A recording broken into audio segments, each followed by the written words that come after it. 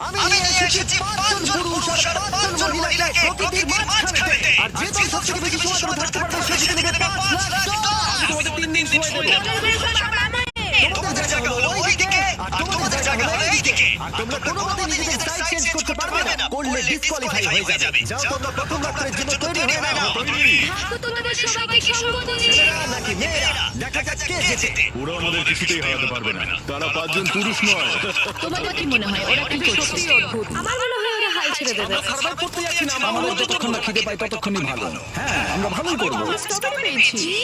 এখানে যেগুলো দেখতে পাচ্ছি সেগুলো আমাদের ফুড লিস্টে আছে। আমি চোখের সামনে শেল্টারটা দেখতে পাচ্ছি। ওইদিকে এটা আমাদের শেল্টার। সবাইকে এখানে স্বাগত ভাইরা। এবং অন্যদিকে কয়েক মাইল দূরে মেয়েরা তাদের ক্যাম্প সেট আপ করার জায়গা খুঁজে পেল। এখানে জলটা দেখে ভালো মনে হচ্ছে না, তাই আশা করছি আমাদের পেছনের দিকে যেতে হবে আর ভালো জল খুঁজতে হবে। এটা বেশ ভালো। এটা আমাদের স্পট হতে পারে, বুঝলে? সবকিছু এখন ঠিকঠাক চলছিল, কিন্তু